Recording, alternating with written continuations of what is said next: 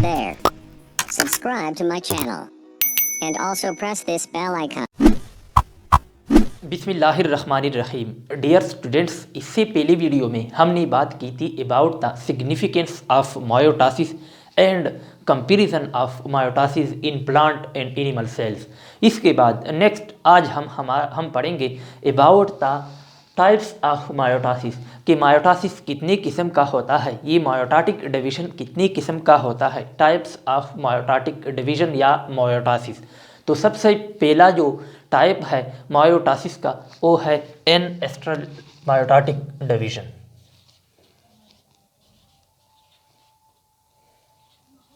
N astral mitotic division हमने पहले भी आपको बताया था कि प्लांट सेल्स में सेंट्रियोल मौजूद नहीं होते हैं, वहाँ पर एस्टर का फॉर्मेशन नहीं होता है। तो वहाँ पर प्लांट सेल में ये मायोटासिस होता है लेकिन विदाउट एस्टर फॉर्मेशन, वहाँ पर एस्टर का फॉर्मेशन नहीं होता है।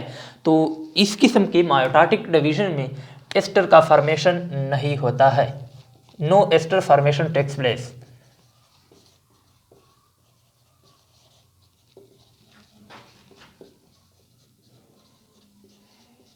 एस्टर का फॉर्मेशन नहीं होता है और ये कहाँ पर होता है? प्लांट सेल में, क्योंकि वहाँ पर प्लांट सेल में सेंट्रियोल नहीं होते हैं। तो सेंट्रियोल से जो एस्टर रेज एराइज होते हैं वो सेंट्रियोल से एराइज होते हैं, प्लांट में सेंट्रियोल होते नहीं, तो इसलिए वहाँ पर एस्टर का फॉर्मेशन नहीं होता है। तो इस किस्म का एन मीन विदाउट एस्ट्रल यानी एस्टर रेज, एस्टर का फॉर्मेशन नहीं होता है प्लांट सेल में। For example plant cell, in plant cell. तो प्लांट सेल में ये जो मायोटाटिक डिवीजन होता है ये एन एस्ट्रल टाइप का होता है, यानी इसको हम नाम देते हैं एन एस्ट्रल मायोटाटिक डिवीजन। जो नेक्स्ट टाइप है मायोटाटिक डिवीजन का या मायोटासिस का वो है एम्फी एस्ट्रल मायोटाटिक डिवीजन। जो दूसरा टाइप है हमारे पास वो है amphiastral mitotic division. Amphi mean both, यानी जहाँ पर एस्टर का फॉर्मेशन दोनों एंड्स पर होता है, सेल के बोथ एंड्स पर होता है, तो इस किस्म के मायोटाटिक डिवीजन को हम नाम देते हैं amphiastral mitotic division. For example हम जब मायोटासिस को एक्सप्लेन कर रहे थे तो वहाँ पर हमने एक एनिमल सेल को लिया था, वहाँ पर एस्टर फॉर्मेशन होता था at the both ends of the cell, cell के जो दोनों एंड्स थे वहाँ पर एस्टर का फॉर्मेशन होता था। तो वहाँ पर जो सेल डिवीजन होता है, मायोटाटिक डिवीजन होता है, इसको हम नाम देते हैं एम्फी एस्ट्रल मायोटाटिक डिवीजन। तो यहाँ पर क्या होता है, यहाँ पर एस्टर फॉर्मेशन टेक्स प्लेस, यानी यहाँ पर एस्टर का फॉर्मेशन टेक्स प्लेस, यहाँ पर एस्टर का फॉर्मेशन होता है। कहाँ पर? एनिमल सेल में। तो इसका हमारे पास बेस्ट एग्जाम्पल है for example in animal cell.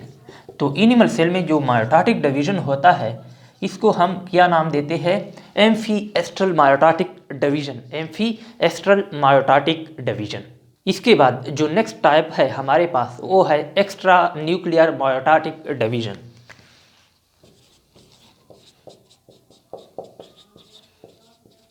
Extra nuclear mitotic division. Extranuclear से क्या मुराद है कि डिवीजन तो होता है लेकिन न्यूक्लियस के बगैर होता है, न्यूक्लियस के बाहर होता है, न्यूक्लियस के बाहर होता है। किस तरह बाहर होता है? हम जब मायोटासिस को एक्सप्लेन कर रहे थे वहाँ पर हमने एक एनिमल सेल को लिया था और इसको एक्सप्लेन कर रहे थे।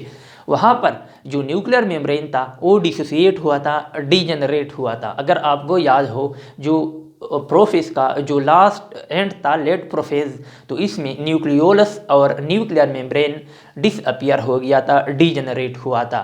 तो वहाँ पर जो स्पिंडल फाइबर बन गए थे, गौर से सुनिए, वहाँ पर जो स्पिंडल फाइबर बन गए थे वो साइटोप्लाज्म में बन गए थे, क्योंकि न्यूक्लियस ख़त्म हो गया था, न्यूक्लियर मेम्ब्रेन ख़त्म हो गया था और जो न्यूक्लियस के अंदर जो क्रोमेटिन मटेरियल थी वो कंडेंस्ड फॉर्म में थी in the form of chromosome, और वो क्रोमोसोम एट पर सेंट्रोमियर पॉइंट काइनेटोकोर के जरिए अटैच हुए स्पिंडल फाइबर के साथ। गौर से सुने, तो वहाँ पर ये जो हो रहा था ये सब कुछ साइटोप्लाज्म में हो रहा था, इसलिए हम उसको नाम देते हैं एक्स्ट्रा न्यूक्लियर मायोटाटिक डिवीजन, जो कि न्यूक्लियस से बाहर हो रहा है।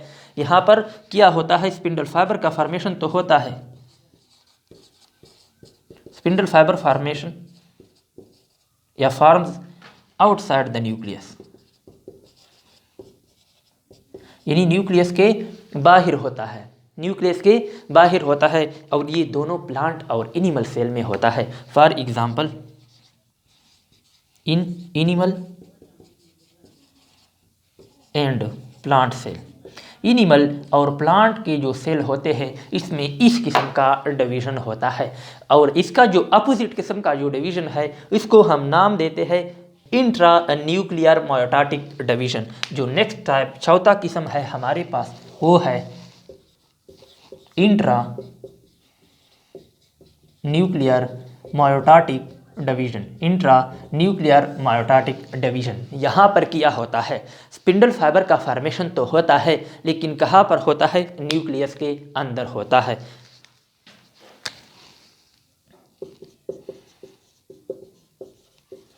Spindle fibres form inside the nucleus, nucleus के अंदर ये स्पिंडल फाइबर बन जाते हैं।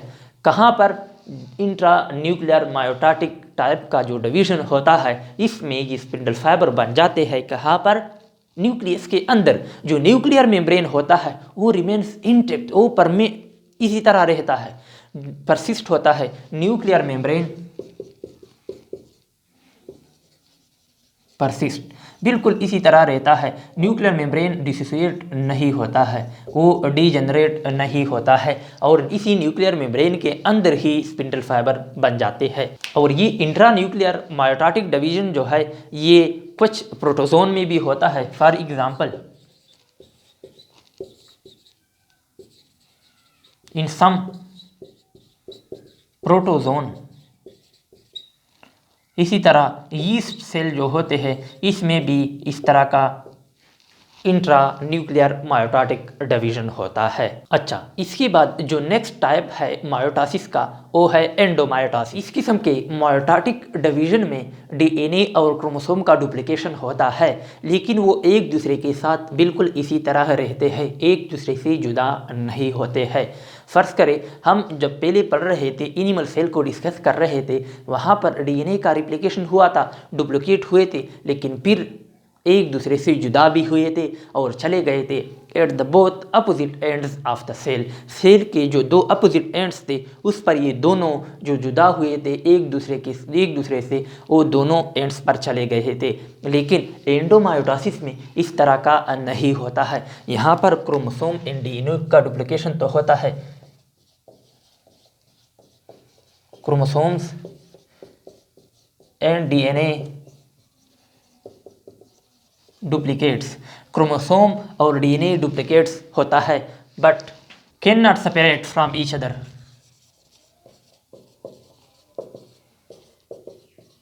एक दूसरे से जुदा नहीं होते हैं, फ्रॉम ईच अदर, और इसके नतीजे में पॉलीप्लॉइड सेल हमें हासिल होता है। फर्ज करें एक डिप्लॉइड सेल जो होता है इसमें क्रोमोसोम नंबर डबल होता है, नॉर्मल होता है, लेकिन जब क्रोमोसोम नंबर करें इसका नंबर डबल हो जाए तो हमारे पास 4n सेल बन जाता है, जिसको हम नाम देते हैं पॉलीप्लॉइड सेल। तो इसका नतीजा क्या होता है, पॉलीप्लॉइड सेल बन जाता है।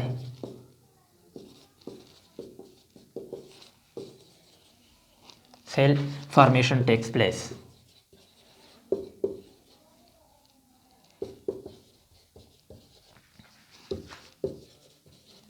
तो एंडोमायोटासिस के दौरान पॉलीप्लॉइड सेल हमें हासिल होते हैं, और ये कहाँ पर होता है, for example in some plant cell,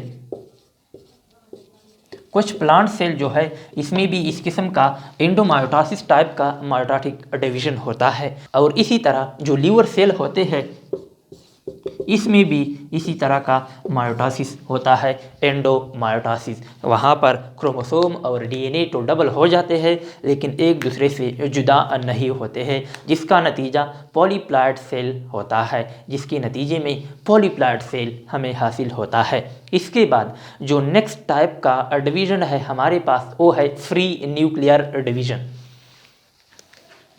sixth number है free nuclear division. Free nuclear division से क्या मुराद है? फ्री न्यूक्लियर डिवीजन में कैरियोकाइनेसिस तो होता है, न्यूक्लियस का डिवीजन तो होता है, लेकिन साइटोकाइनेसिस नहीं होता है। यानी कैरियोकाइनेसिस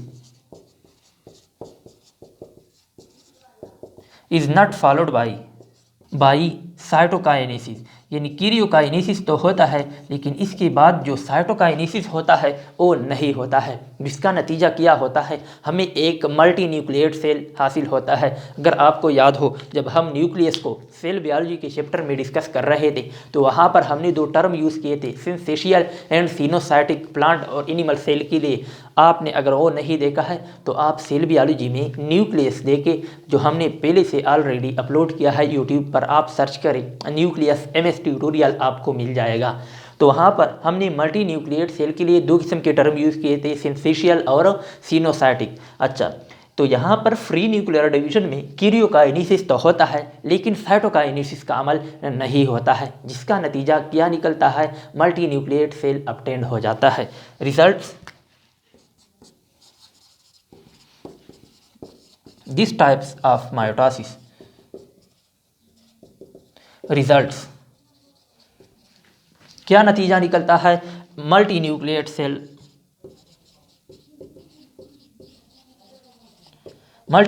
सेल्स प्रोड्यूस।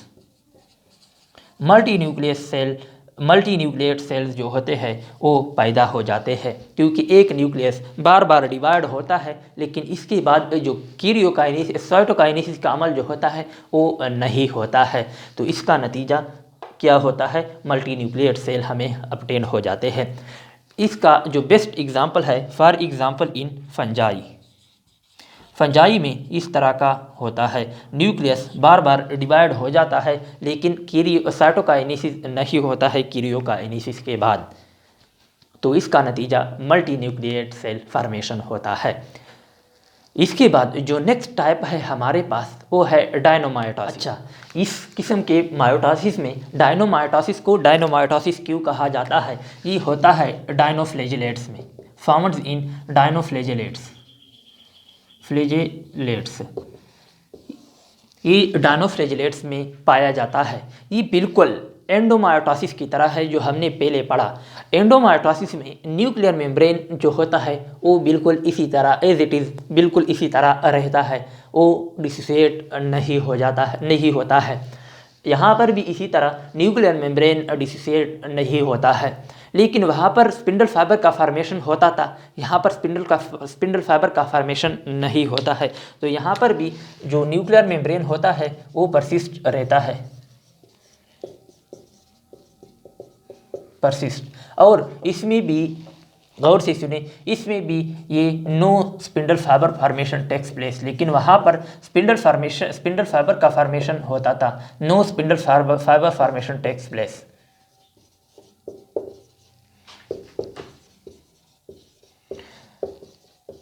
तो यहाँ पर भी स्पिंडल फाइबर का फॉर्मेशन नहीं होता है, लेकिन वहाँ पर स्पिंडल फाइबर का फॉर्मेशन होता था एंडोमायोटोसिस में, बिल्कुल इसी तरह है। ये होता है डायनोफ्लैजेलेट्स में, जो कि बेस्ट एग्जांपल है, और इसी वजह से हम इस किस्म के मायोटोसिस को नाम देते हैं डायनोफ्लैजेलेट। ये इसकी खसूसियत है, इसको नाम देते हैं डायनोमायोटोसिस, और ये डायनोफ्लैजेलेट्स की खसूसियत है, प्रॉपर्टी है।